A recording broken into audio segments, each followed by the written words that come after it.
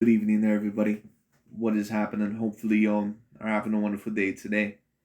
So, when it comes down to it, I thought that I would review this little video that I found very particularly interesting. This is going to be a video by the boxing channel, of course, known as Mr. Boxing Ego or Boxing Ego. Anyways, when it comes down to it, this is once again going to be another video about Mr. Saul Canelo Alvarez. And a big part of the reason why I do so many videos on Mr. Saul Canelo Alvarez, and I may review certain videos from other channels, especially channels that I believe may have a biased narrative. And I have certain people that sometimes come on my channel and they may ask me, well, why do you review their videos? You don't want to give them any extra attention or anything like that. Well, these channels, at the end of the day, they already have a decent following. And the way, at least that I see it, is that, in my view, not every point that they bring up is always a bad point. But the reason why I like to review their channels and their videos here and there is because there also is a lot of undertone biasness and sometimes certain double standards that they overall. I do think that it is important for certain people to understand the machinations or overall their true intentions. So it just is what it is. And I don't only do it with these channels, I also may do it with ESPN, Fox Sports News, or, depending on whatever talk show that I may talk about. Not only that, but also make the videos a little bit more interesting. But in this video, Mr. Boxing Ego is going to make the point that Mr. Canelo Alvarez, in his view, is not top 10 pound per pound. I believe that, in my opinion, that is a little bit ridiculous. Now, of course, Canelo Alvarez, he did just recently lose his last fight. But let's be real, the main reason why they don't want Canelo Alvarez on the pound per pound list overall is because they've never really liked him in the first place. And the reason why they don't really want him on the pound per pound list is because Canelo Alvarez, he was the former number one pound per pound fighter. And basically, they don't want him to be a threat, once again, overall, to potentially be the number one pound per pound fighter. But does Canelo Alvarez, in my view, have to be on my top 10 pound per pound list? Yes, he does. Because it's not like he's some Vasily Lomachenko to where at the current moment in time he has no belts. And the last A-grade fight, he just 100% lost. Now, the last A-grade fight that Canelo did have, he did end up losing. But at the end of the day, not only was he decently bigger than Canelo, but Canelo still has all the belts at 168 pounds. And you could debate that, in my view, that he has had the best resume in all of boxing within the past several years. So Canelo Alvarez, in my opinion, he has done quite a work on boxing. I do believe that he still does have to be within my top 5 pound per pound, but he has dropped, in my opinion, from being the number one pound per pound, at least at the current moment in time, because he is coming off of a loss. It just is what it is. But anyways, we're going to see what Mr. Boxing Ego has to say. Let's tune in. Hey, stop that cat. Errol Spence Jr. trainer Derek James talks about Canelo and questions how him and Lomachenko could be on the list. So we'll talk about in this video. What up, Fight World? Well, I agree with Mr. Vasily Lomachenko not being on the list. Now, I can understand maybe why some people have him there, but in my opinion, not only did you lose your last A-grade fight, but you have no belts at the current moment in time. Now, his last couple of opponents, at least overall, for the 135-pound standards, they weren't necessarily bad opponents, but I would not call them A-grade opponents either. So Lomachenko, he would be somewhere within my top 15 to top 20, but no, he is not within my top 10. And I would not have him on my top 10 pound per pound list, even though he is a very decently talented fighter. And I do believe that with his accomplishments that you could argue that he's at least a decently great fighter. And once again, in my opinion, there are different levels to greatness. Just because I call someone a decently great fighter does not mean that I'm calling them an all-time great fighter. To me, there are very good fighters, decently great fighters, very great fighters, and all-time great fighters. Lomachenko, in my opinion, is in that decently great fighter category. That's where he is, in my opinion. Your boy Ego, and I'm back with some more boxing. How can Canelo Alvarez... And if you're asking me where is Canelo Alvarez in that conversation, he is an all-time great fighter. And of course, a lot of people would not agree. Listen, if you have Tommy Hearns, Oscar De La Hoya, Miguel Cotto, Sugar Shane Mosley, if you have Andre Ward, Bernard Hopkins, if you have any of those guys as all-time great, Canelo might be, in my opinion, above every single one of those fighters that I just mentioned. The only fighters that maybe would be above him in terms of greatness that I mentioned would maybe be Andre Ward, maybe Bernard Hopkins, but I don't even think I would put Bernard Hopkins over him. The reason maybe why I would put Andre Ward over him maybe is because Andre Ward was undefeated in his career, and he pretty much was almost undisputed in two separate weight divisions. or at least, well, actually, I don't know if he actually ever became fully undisputed at the 168-pound division. I can't necessarily remember, but he pretty much beat everyone there that he needed to. And then, of course, he went up to 175 and beat at the current moment in time, at least at that moment in time, one of the top 5 pound-for-pound fighters at least in Sergey the Crusher Kovalev, maybe even top 3 on many people's pound-for-pound list. But Canelo Alvarez is an all-time great fighter. I don't think that there's any reason to get up in arms about that. It's just the facts of the situation. On the pound for pound list. And how can Lomachenko be on there with losses? What is the basis for the pound for pound list? This is what Derek James said in an interview with Fight Hype, link in the description. Now, he's obviously talking about probably the pound for pound list from old media. So that includes like Ring Magazine and ESPN. They had names like Inouye and, Lomachenko, no Jermell Charlo. Some lists don't have. Well, Naoya Inoue is not really a bad fighter to have in your top 10 pound-for-pound list. And this is a big part of the reason why I like to review some of these channels. Because these guys will bring up fighters, like they'll be like, oh my God, can you believe they have Canelo Alvarez and Tyson Fury on a pound-for-pound list? Like, those are not hard arguments. If you were to debate both of those fighters on a top 10 pound-for-pound list, you could easily do it. So it just is what it is. I mean, all those fighters at the current moment in time, they have decent accomplishments, and some of those fighters that I just mentioned are now undefeated. They were current champions, like a Tyson Fury. Like I put Tyson Fury within my top 5 pound per pound, and I get certain people that may be a little bit quizzical over or a little bit confused, and they may disagree. They may say, well, why do you put Tyson Fury on the pound per pound list? You're not supposed to change that. You're changing history because all in all, heavyweights are not supposed to be there. I've already explained this a multitude of times. Mike Tyson, Vladimir Klitschko, Muhammad Ali, Lennox Lewis, those were all heavyweights for their day that once upon a time were on the top 10 pound per pound list. Okay? Tyson Fury not only is undefeated when it comes down to it, if you want to mention that point, but he has defeated some decently great fighters during his era. Not only did he defeat the very decently good Dillian White as one of the top contenders, he defeated the long-reigning WBC champion Deontay Wilder, basically embarrassed him 3 separate times, and then overall he was also able to embarrass the great Vladimir Klitschko, who of course is a first ballot Hall of Famer. To me, it's just not that hard to put Tyson Fury within my top 5 pound per pound. It's just not that hard.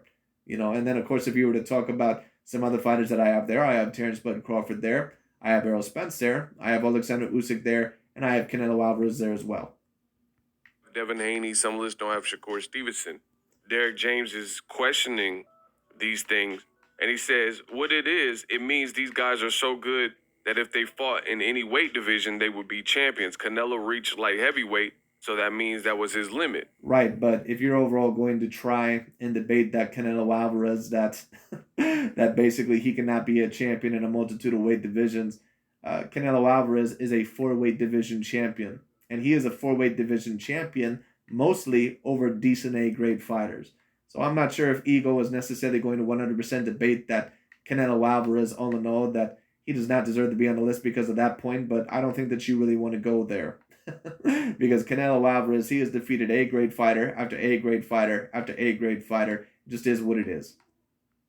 So he can't be on the list because he just lost to Dmitry Bivol.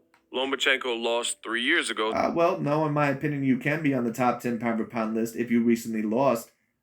Because let's be real, when Deontay Wilder lost, and if it was one of your boys that lost, if it was either Terrence Crawford or Errol Spence Jr. that lost, you would still have them on the top 10 pound per pound list. Okay? So let's not bullshit around here. Now, don't get me wrong. Are there certain fighters that maybe on the ESPN list that I don't think deserve to be there? Maybe someone like that of a Vasily Lomachenko, yes, you can make that point. But come on, let's be real. And I've already seen a multitude of videos from the LDBC and new media channels.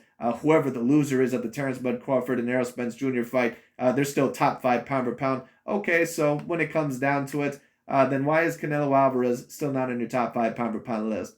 Because Canelo has had wins over top 5 pound per pound fighters like a Gennady Golovkin. And people, whenever I mention that point, I always get these certain guys, especially from these LDBC and new media channels, they always say the same shit. Gennady was just, he was hyped up when it comes to, no, he wasn't. don't get me wrong. Gennady Golovkin, does not have the greatest of resumes, but you can tell the difference between a great fighter and not a great fighter. I get so, annoyed with these dudes that always try to degrade certain fighters when it comes down to just because they have a racial issue with them or they don't like them. You can tell all in all if you're intelligent enough overall, and if you don't have a racial issue up your ass, and overall if you're not a fanboy, who a decently great fighter is and who is not a decently great fighter. Gennady Golovkin was a decently great fighter. Okay? It just is what it is. All right? So, certain fighters that I believe are very talented fighters but have not fought, very decently great fighters will be someone like that of a Gervonta Tank Davis who keeps facing bottom of the barrel opponents, or at least opponents that don't, really belong in the ring with him, like that of a Mario Barrios, a Rolly Romero, overall a Isaac Pitbull Cruz. Those are not guys that belong in the ring with him. Those guys are never going to be legitimate champions, at least from what I know, unless the division ends up growing weaker. Okay? So it just is what it is. So how could he be on the list? He met his limit. His skill set is phenomenal. But apparently Devin Haney is top 5 pound for pound in their rise by beating George Kambosos. George Kambosos was not on the same level as overall a Gennady Golovkin. And they know that. So once again, don't get me wrong, I give credit where credit is due, but don't go on this bullshit when it comes down to it just because you have a pro-racial issue. Okay, that shit is just so obnoxious. If he gets up to whatever weight it was, 135, he lost to a guy in Teofimo Lopez in his weight division and didn't even try to move up, so he can't be on the list. Those are two of Jermell Charlo's spots. Well, Vasily Lomachenko could debatably beat Jermell Charlo. I don't know why these guys love to circle jerk over Jermell Charlo so much. Well, that's a lie. I do know a little bit as to why. Because if either Terrence Crawford or Errol Spence, the winner of that fight, beats him, they can promote him as the 100% undisputed pound-for-pound champion. Jermell Charlo is debatably not even on my top 10 pound-for-pound list, and I'm going to have to drop another video about that. Jermell Charlo is not even personally on my top 10 pound-for-pound list, and you're going to have so many people up in arms about that. What? How could you say that? He's completely undisputed. Yeah, against who? Don't get me wrong. The Brian Castano win was an A-grade win. I give you credit for that. Who the hell else have you beat there?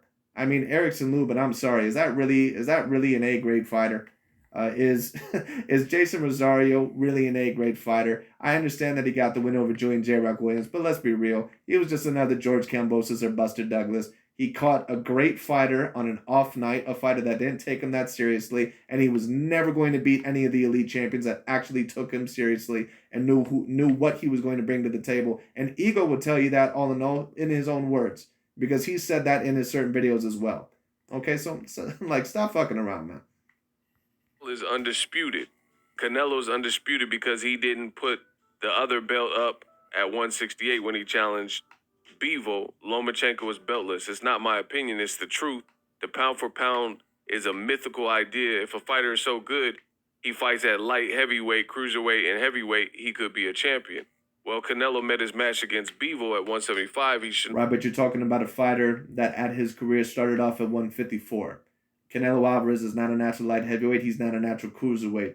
Now, if you were to talk about someone like an Alexander Usyk or an Andre Ward or an Artur Beterbiev or something like that, then that makes sense. But come on, give the man his props. Canelo Alvarez was able to knock out Billy Joe Saunders, Caleb Plant, beat the shit out of Callum Smith. All those guys were champions at 168. And before then, he fought Danny Jacobs, Gennady Golovkin. He was able to beat all those guys. Every single one of those guys, I would at least rank anywhere from A- to A+, depending on the fighter we're talking about. Okay, when it comes down to it. Canelo was able to beat all those guys. He faces one of the best undefeated fighters in the world, who was within my top 20 pound-for-pound list, who was decently bigger than him. And Canelo, in my opinion, really did not even put on the best performance from his usual standards. And apparently, overall, he's just completely off your top 10 pound-for-pound list. No problem. So then I better see the same standards when either Errol Spence or Terrence Bud Crawford lose to each other. So it's going to be the same standards. Isn't that correct? We all know that ain't going to be the truth. Once again, this is the reason why I review these channels. Because from a surface, if you take a look at these channels, they can overall look very decently honest, and they can look overall to just address certain racial issues. But a lot of the narratives that they like to pull out of their ass, they have certain machinations and they have certain racial issues themselves. All right, because a lot of the shit that they say just ain't the truth. Beyond their pound for pound list because he's not list worthy anymore. End quote. Now, if you know my channel, you notice I've never spent time ever cultivating like too many pound for pound lists because I tell you from the beginning, that's not my jam. That's not really what I do. And it's all Gee, I wonder what your pound for pound list would look like. I wonder what a Boxing Ego pound for pound list would look like. Pretty much just the same as a Dante or an Aki TV, pretty much. super subjective. Now, ironically, Well, the boxing pound for pound list, just like certain other sports debates, yes, it can be a little bit subjective, but to a degree, it does have to be objective. Because if you truly believed that it was that subjective, you would not have that big of a problem with someone like a Vasily Lomachenko gracing the pound for pound list. you have a boxing trainer, Errol Spence's trainer, who has a top stable. Frank Martin about to fight tonight. He should do good in his fight against Jackson Marinez. You have Errol Spence in the stable. Of course, Jermell Charlo undisputed. Errol being unified, 3-belt, 1 belt away from being undisputed. And Derek James is telling you precisely what I've told you in the past regarding the pound for pound list on old media's list. Like, it just doesn't make sense at all. Like, they got certain people, and I told you, you can say what you want. Well, Vasily Lomachenko, in my opinion, being on the top 10 pound for pound list, that is a fighter that I would argue does not really deserve to be on there.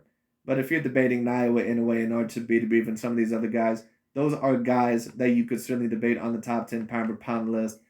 This is why I like to review most videos, and I don't just do it with boxing conversations. I also do it with tennis conversations. I also do it with NBA conversations, UFC conversations, and NFL football conversations, because most people do not put shit into their proper perspective.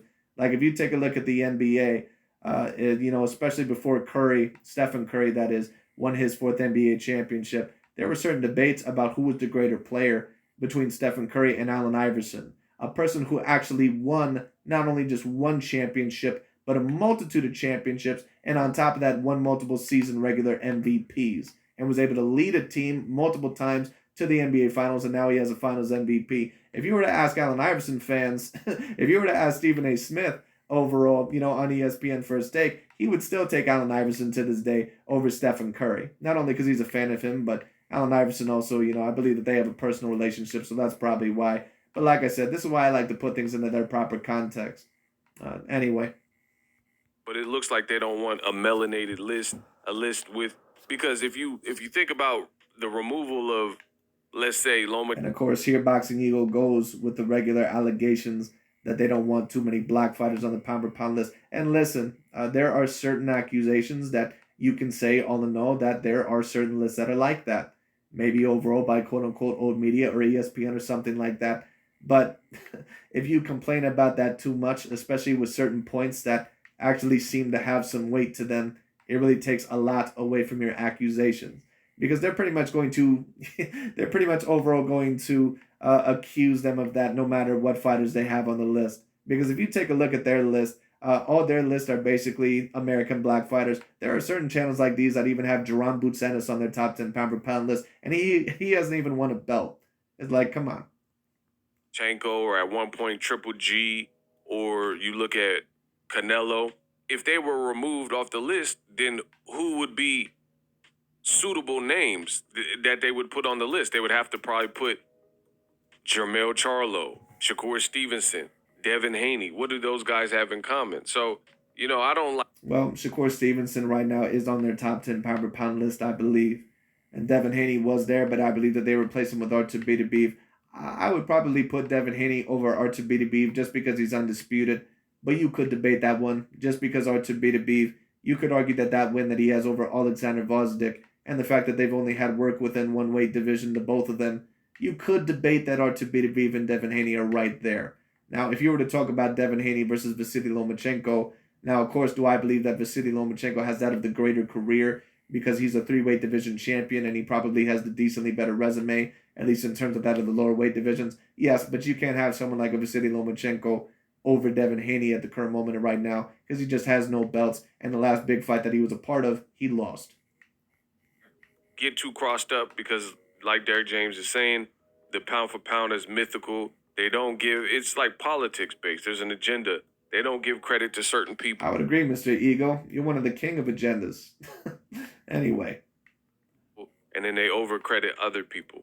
And ironically, he's saying exactly what I told you about Canelo. Now, I don't know. This is just my interpretation, but Derrick James seems like he doesn't seem too keen on if you have losses being on the list. I don't focus so much on that. I think you can have losses I certainly understand the point, but Canelo Alvarez, in my opinion, does have to be on the list. and still be on the pound for pound list at a given time. Very interesting. So here what Mr. Boxing Eagle just recently said. I believe that you can have losses and still be on the pound for pound list. Yet he was somewhat insinuating that Canelo Alvarez should not be on the pound for pound list. Very interesting. Now, why is Mr. Boxing Eagle saying that? Because more than likely, if Gervonta Tank Davis or Errol Spence or Jamel Charlo, if they lose, they're still going to be on his top 10 pound for pound list. So he already just told you right there he's not going to keep the same energy. But it's all if we are going to make a hypothetical list. This is a big part of the reason, once again, why I like to review these channels. Because these channels especially, they're pretty much so damn fake when it comes down to it. So many of these channels, they'll allege, oh, we tell the truth here and we give black fighters a fair chance when it comes down to it. These guys are not helping out anyone. All these guys, they're pretty much just an emotional, over opinionated fanboy just as much as the next. All right? It is what it is. Anyway. It's not just all losses are not created equally.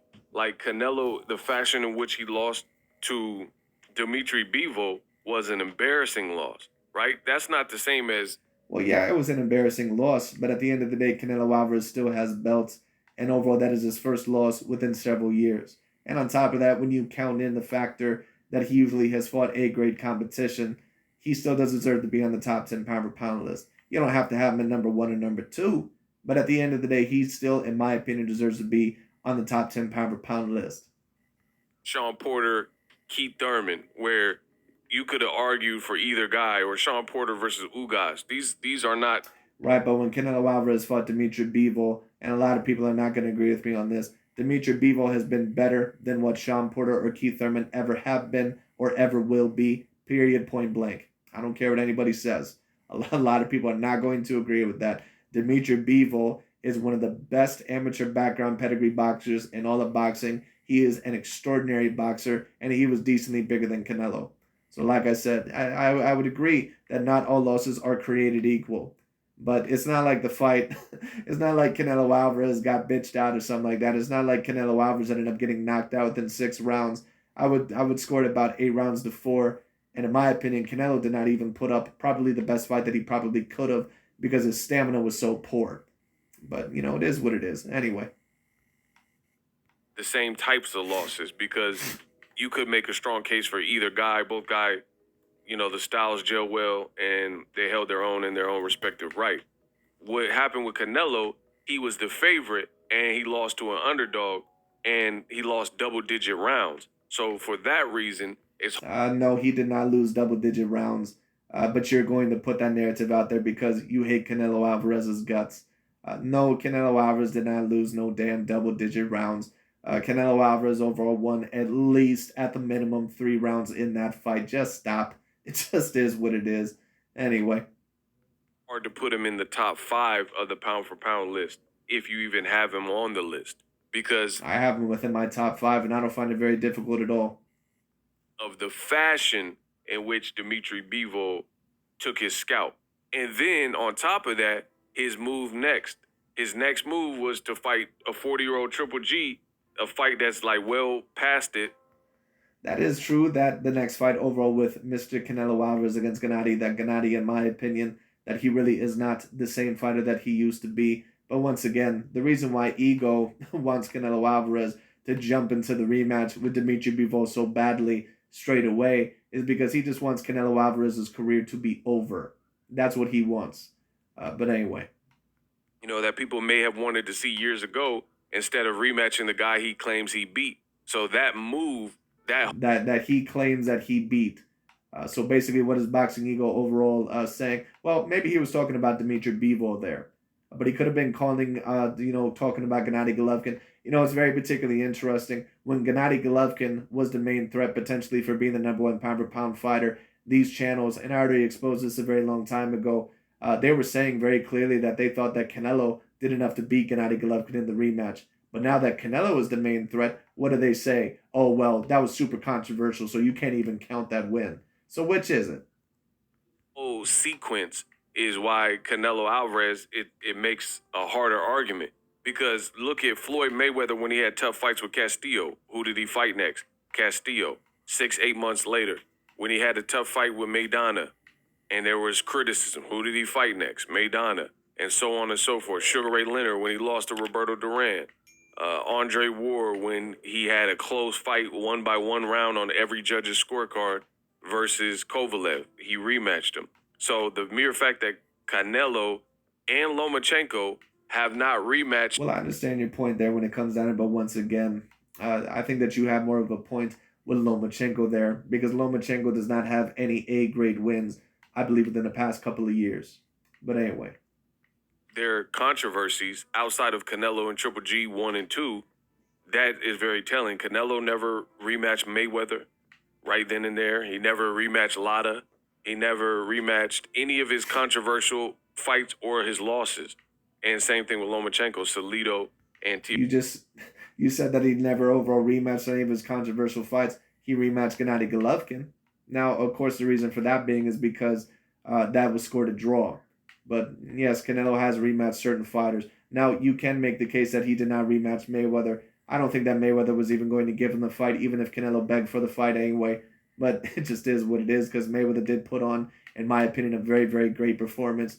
And then against Sarasani Lara, I mean, no, he did not give him a rematch. Could he have given him a rematch? Maybe should he have? Maybe because I thought the fight was very potentially close. But at the end of the day, it was given to Canelo Alvarez. And you have to give him credit because it was a very competitive fight. It could have went either way. Fimo. So for that reason, that's not the behaviors of somebody that I believe is pound for pound. When you got guys like Devin Haney, he's traveling across the pond, enemy territory, everything stacked against him. Right, but I'm sorry, but Devin Haney is not above Canelo Alvarez, at least on my top 10 pound-for-pound list. And don't get me wrong, Devin Haney is a great fighter, at least a decently great fighter from what I've seen so far, or a very good fighter. But I need to really see him in the ring with real deal A-plus fighters. I'm sorry, George Kambosos, all he was another Buster Douglas. That's all he was, or another, or another fighter that ended up getting the win. You know who I compare him to? Kelly Pavlik. That's who he really is. Power, doesn't have the crowd on his side, and judges, all that type of stuff. And he was willing to risk it all to fight Kambosos. So it's ironic. That's great, but come on, Ego. You know just as well as I do that Kambosos, that he is he is not no damn Dimitri Bivol. So just stop. At the stuff I say on my channel. I don't even know if George Kambosos is what Gennady Golovkin is now. That's why I never put George Kambosos on my top 10 pound-for-pound list, because I never really thought that he was that great of a fighter.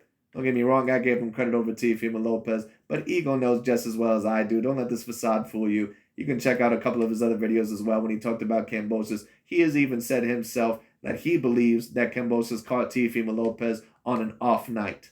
Okay? So he knows just as well as I do that George Kambosos, he ain't no damn A-plus fighter. Keeps coming to light. I'll keep you guys plugged in. Make sure you guys smash the like button. And I'm introducing. But anyways, that's really about it for today. I just thought that I would talk about that. But anyways, very particularly interesting. However, what I will say is this. It is going to be very interesting to see where Canelo Alvarez's career goes next. But anyways, that's really about it for today. But anyways, thank you all so much for watching. I'll talk to you all later.